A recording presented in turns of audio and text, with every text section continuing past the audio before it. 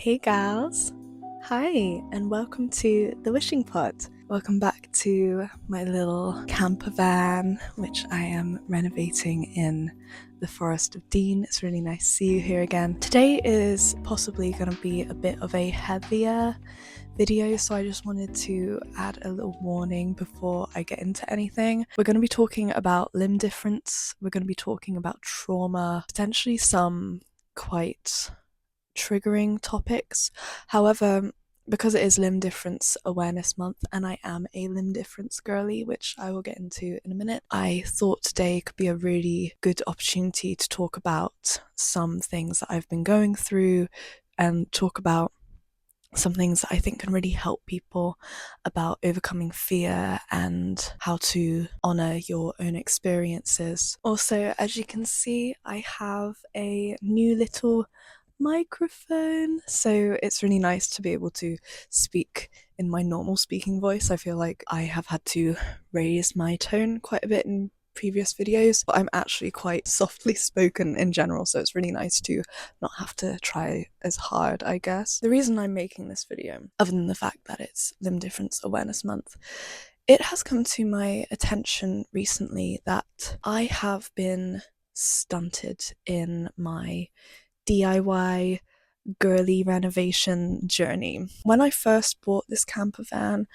I had this dream that I was going to become this like DIY guru. My dad is like an incredible carpenter, like the best carpenter I know. He is just on another level of creativity, the things that he invents, the things that he makes. And I came back to the UK after getting a divorce with a fresh slate and an opportunity, and I thought, okay, this is what I want to do. I want my own camper van, which is something that I've wanted for over a decade. And so I bought myself this camper van and I was like, I'm going to renovate this by myself and with my dad, and we're going to have like the best time. And my dad has done so much for this van already. Like basically any renovations that you see right now has been him pretty much, other than the kind of more decorative stuff, which has been like help from family members and things that I've picked up. So I've come a long way in the time that I've been here.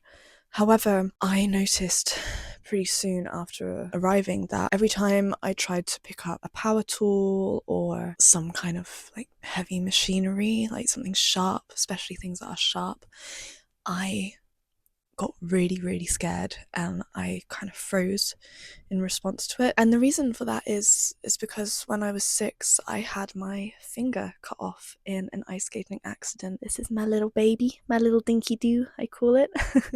When I was younger, growing up, I used to call it my angel finger because I used to think that the rest of my finger was in heaven. Nowadays, I think it's really important to show off limb differences. I spent a lot of my life in feeling very embarrassed, feeling very insecure, because I used to get bullied at school for having a missing finger, which I know is like really fucked up, but that's just the reality. So I was getting teased for having my finger missing. And so I had a lot of therapy about it. I'm at a place now where I'm actually really proud of my finger because it meant that I went through something really horrible. There's no doubt about that. But I also went through something that made me very strong and very resilient. So I'm very grateful for that. Now, when I'm on stage, when I'm singing and all this, I have this little thing that I made. It's like a little finger brace. So I'll be on stage with my finger brace, looking all glamorous and gorgeous. And I really try and show it off because I think that there's not much representation of limb differences in media, and especially in pop music, which is my genre. I think that we could really do with more representation of disabilities and differences in general. So this is why I try to show it off as much as possible. So that is not a problem anymore. Having a limb difference, the way it looks, I think it's really cute personally. I love getting my nails done and I feel quite glam even with my missing finger, so that is not the issue. But the issue is that I have a huge fear of sharp objects.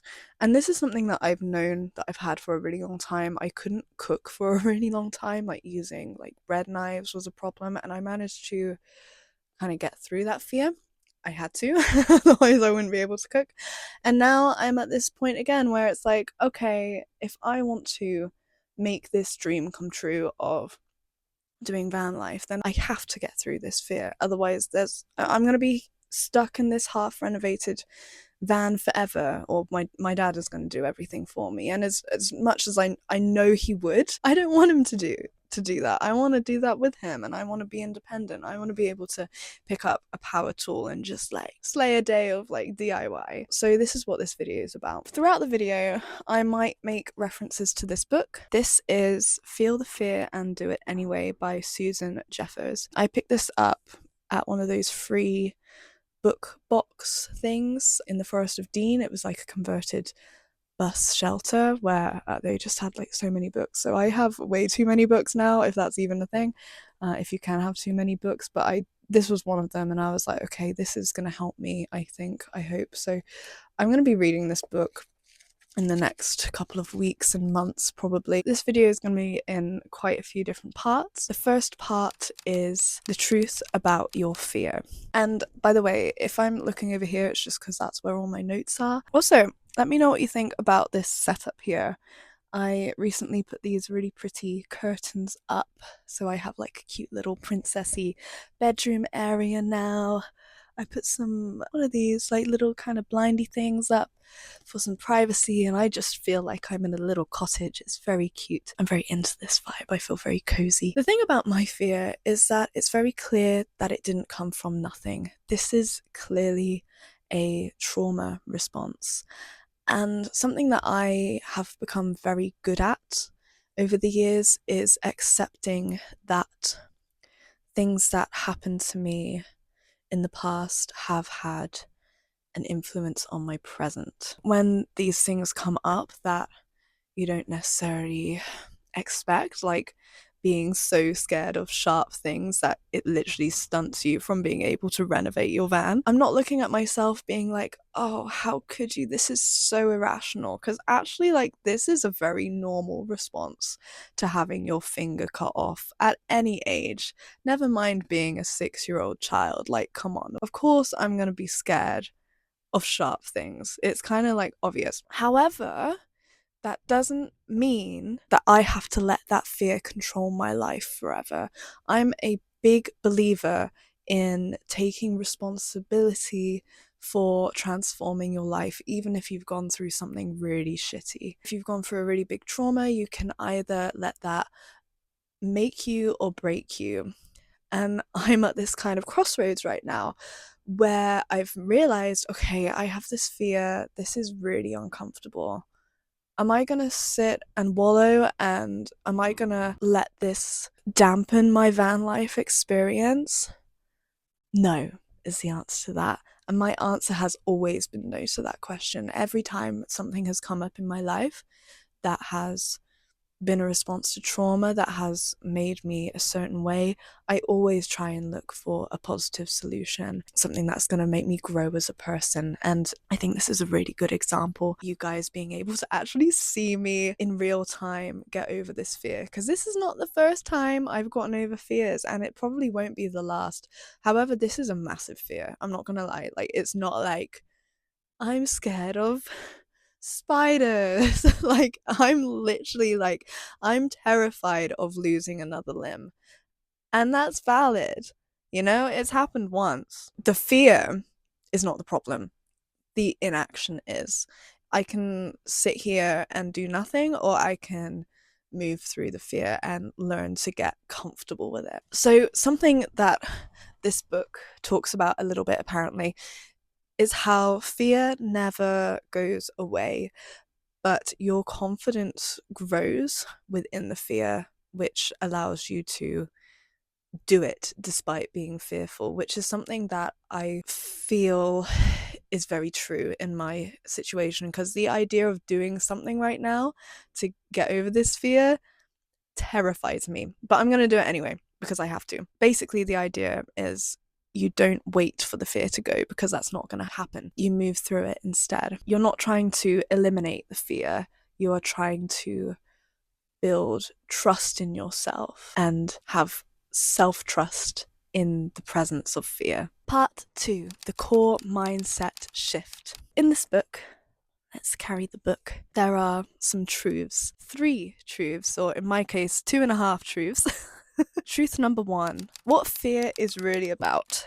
Oftentimes when you feel fear about something, it kind of overwhelms you and you're like, what if I can't cope with this? What if I can't handle it? What if something terrible happens again? And this truth is basically saying that you cannot control the outcome, but you can control how you respond, which is very similar to what I was just talking about. Rather than saying, I can't cope, it's moving from that to whatever happens, I will handle it. Because at the end of the day, you can create systems that will enable you to have more control over the situation. You don't just go in blindly with no idea what you're doing. We're going to work up to it slowly. We're going to create systems and create the mindset of, even if something goes wrong, I trust myself.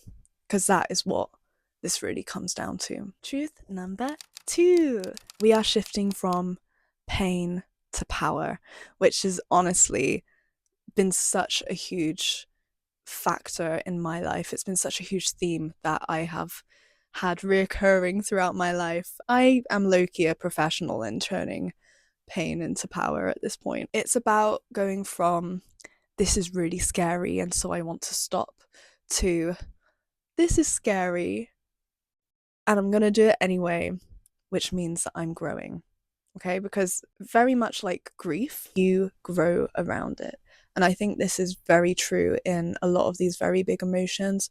Your capacity gets bigger. And so ultimately you become stronger. Truth number 3. I had my time of being like, I don't know what to do in this situation. And that's okay. Like, you can freeze a little bit. I'm not saying like you have a fear and you have to like shut down the emotions, because I'm not a big believer in that. I'm a big believer in feeling your emotions.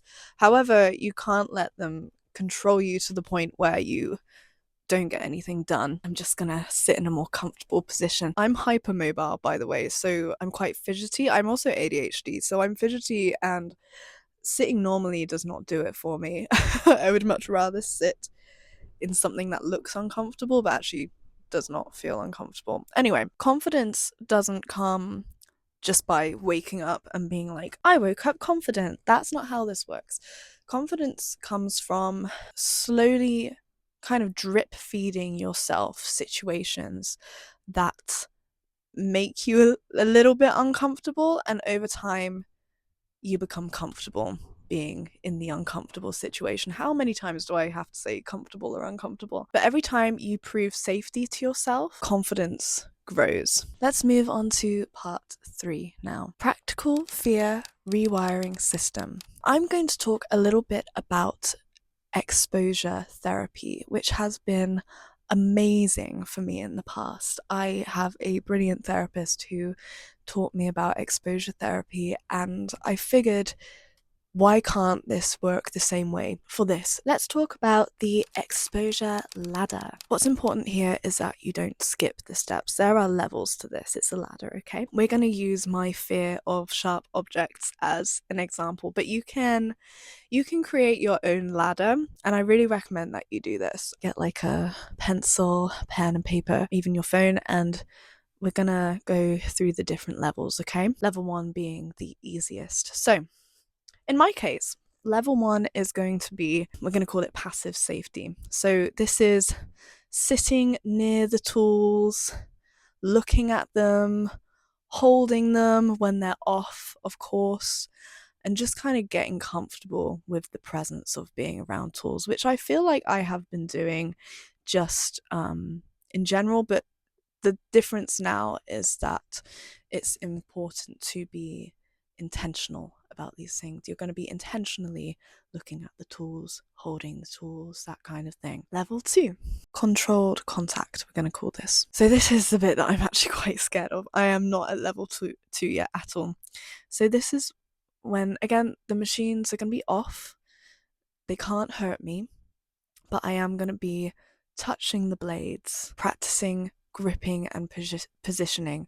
Obviously touching the blades in a safe way. Like, I'm not going to be like poking it. I'm just going to be touching them very softly. I'm like very nervous about that, I'm not gonna lie. But I do feel like it's something that I have to do to get over this fear carefully and slowly. Level 3, activation without risk. So this is where I'm going to be turning on the machinery, but not for long. I'll probably just turn it on for like 10 to 20 seconds and then I turn it off and walk away. So this is about becoming comfortable with how they feel, like the vibrations and the sounds of the tools.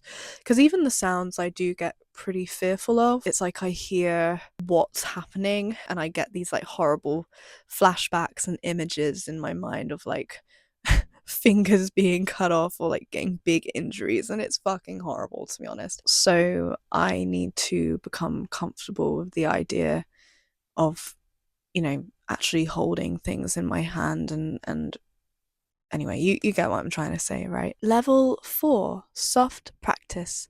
So this is practicing using the tools in a very like low pressure setting. So rather than going straight in and cutting a piece of like oak or sweet chestnut, I will cut some cardboard maybe, or something that's a bit like thinner and flimsier, and not for the purposes of renovating the van. This is purely just to get myself comfortable with what's going on. So it's very low pressure. This could also mean drilling pilot holes, because I'm not gonna lie, I haven't even been able to touch a drill really. I've done like a tiny bit, but I'm not gonna lie, like my heart my heart just races whenever I do it. So it's a very like uncomfortable thing. I've got a long way to go, as you can probably imagine. Level 5, controlled DIY. This is about doing very small DIY tasks in the van involving machinery. I have used the sanding machine in the past, and that was pretty fine, to be honest. I was a bit nervous, but that wasn't too bad, I guess, because it wasn't a blade. In hindsight, that's probably why I was okay. Lastly, onto level 6, which is real building work. So this is when I'm actually in the van, I'm doing my DIY stuff, I'm being the DIY girly pop of my dreams. And not to say that when I do this, everything's gonna be perfect, I'm gonna be the most confident person ever doing all this like chainsawing and drilling and jigsawing. But the idea is that even if you are scared, you do it anyway. And this is why we have the different levels, is to gain confidence as time goes on. Basically, get yourself in a place where you've created this bubble of safety within yourself, this kind of self-assurance, this self-trust. Which moves me on to the second point within part 3, which is the safety ritual, which is a complete non-negotiable. In my case, it's about making myself feel as safe as possible so that when I do every level of the ladder, I feel prepared. I've done my ritual, and I know ritual is quite a witchy word, but it's just basically setting a system in place so that when you go into doing every level of your ladder, you feel confident that you've done everything to create a sense of safety as much as possible. So for me, before I do any session on my ladder, I'm going to put gloves on, put goggles on, make sure my hair is tied back, make sure the tools are checked, materials are secured, so using things like clamps, that kind of thing, and then say out loud, I am safe, I am in control. You may think that's silly to say it out loud. I don't. I think there's a lot of power with saying things out loud, which is why I got this wrong wrist. Why I got this tattoo which says I am safe, I am in control. Yeah. The book concept is basically saying that you replace the negative patterns with conscious choice, which is so true and such an important thing to do, regardless of what your fear is or what it is that you're trying to overcome. Before we move on to part 4, every time you do one of these steps on your ladder, every time you do your safety ritual or whatever your ritual is, I think it's important not to push yourself too much. So every time you go into do a level of your ladder, only do it for 10 minutes, 20 minutes. Don't overdo it because you're going to burn yourself out. You might cause yourself to have more trauma if you just make yourself get through like an hour of this fear. It's not healthy. Be gentle with yourself, have grace. This isn't about forcing yourself through, it's about gently directing and being kind to yourself so that you can live your best life without being controlled by fear. I guess micro exposure would be a good way to title that. Let's move on to part 4. Every time I do that, I'm like, this isn't 4. This is like 3.5. Point 3.5. We're gonna have a look at the mental tools that are also in this book that you can use to flip your perspective. Moving from the what if trap, let's flip it. So rather than thinking, what if I hurt myself? What if I lose another limb? What if I injure myself? Flip it to, what if I become confident? What if I become self-trusting in the process? What if I become really good at doing DIY in my camper van? Yeah, it's a much better way to think, don't you think? Rather than seeing your fear as fear, see it as a growth signal. When you feel the fear, that's your body telling you this is the next level. I'm a very big believer in acting as if. I have done this a lot of my life. Some may call me delusional. I think it's important to have some sort of level of delusion in your life. Otherwise, how are you ever supposed to get what you want? Rather than going into this situation, this particular situation, acting like a scared little child, I'm going to act as if I am the top DIY girly in my field and I can conquer any sharp object. Wait, does that sound wrong? Uh-oh. Moving on. You know what I mean. The no lose mindset, the no lose model, the idea that you never truly lose. You either succeed, you either get through something, or you learn. Don't see anything as a failure. Okay, if you can't do something, if you get stunted, if you get scared and decide not to move forward up the ladder that day, that's okay. It's just, again, it's just showing you where you need to grow, and it's a lesson. Every day is a school day, which is something that I say all the time, but it's so true. Another thing that I'd like to just put out there as well is the idea that you don't have to do everything straight away.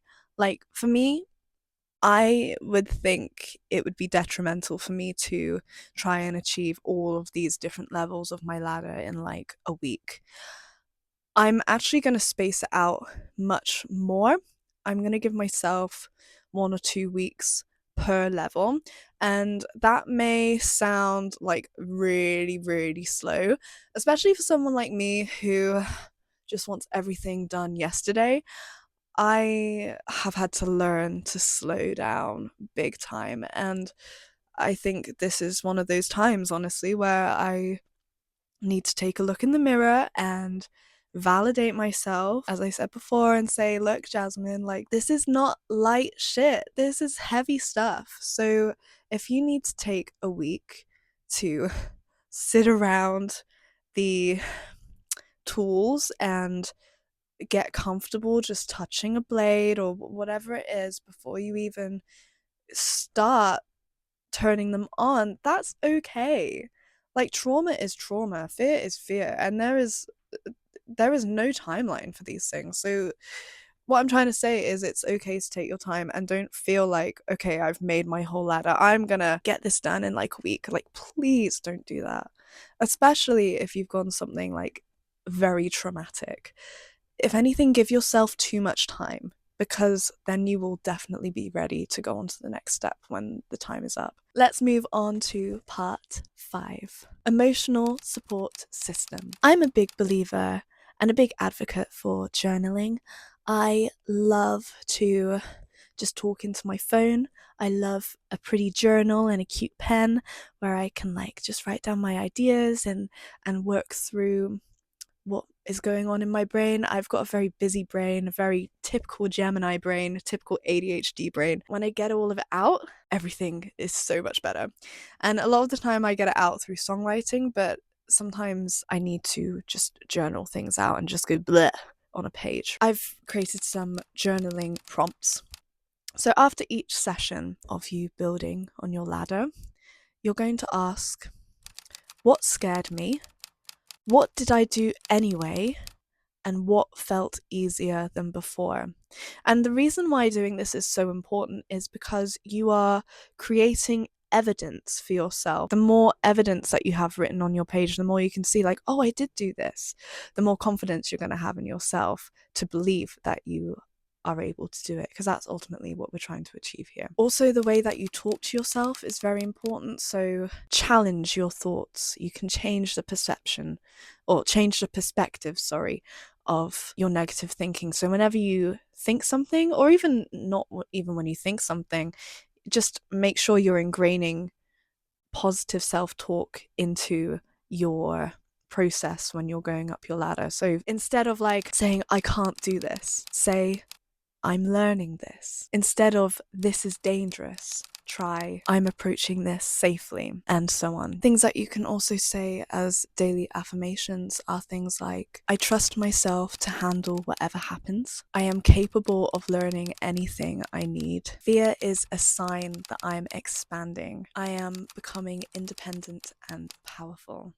And honestly, like, just saying those already, I'm like, yes, queen, yes, you are. But you can, you can create your own mantras for whatever obstacle you are trying to overcome. Let's consolidate and let's get down to the final truth of the matter, because when you want to give up, there are things that you can hold on to that will remind you of why you're doing this and how extremely powerful you are, even for just wanting to overcome fears. Because a lot of people go their entire lives without wanting to grow. They're very happy being in their bubble of whatever that is. But not you, girly, which is why you're on this video, and I'm really proud of you. In my case, this isn't even about tools. It's so much bigger than just learning how to use power tools and learning DIY for my camper van. This is about reclaiming control after trauma. It's about becoming self-sufficient, independent. It's about proving to myself that I am safe in my own hands and that I can rely on myself to look after myself and be safe and responsible in scary situations. There's something really special about moving through something scary, something that has been holding you back and been not allowing you to be the version of yourself that you know exists within you. And the version of yourself that does trust herself moves through fear, even when it's scary. She does it slowly. She doesn't force. She isn't in a rush. The self-trust overrides the fear. It's so much better to be in that mindset of self-trust, self-love, self-confidence than living a life that holds you back. You can take these tools that you've learned today and you can transfer them into any situation and create a version of yourself who you love and who you trust. I hope that you guys enjoyed this video today.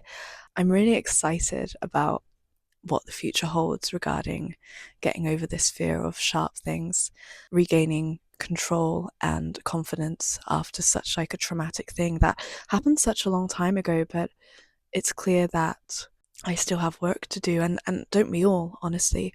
But I thought it would be really cool to see me regain my power in real time, which is why I've decided to be vulnerable today and share this story with you and share with you how I am going to overcome this fear and become my best version. So let me know in the comments if you feel comfortable, what your fear is, and how you are going to move through it, to do it anyway. And it doesn't have to be as like as crazy and deep as losing a finger, but I thought it was appropriate giving it Limb Difference Awareness Month. So all of my limb difference girls and gals and guys and gays and everyone, all of my limb difference lovelies who are watching this video, thank you so much for being here. You are so loved, you are seen. I really feel that when we have an awareness and when we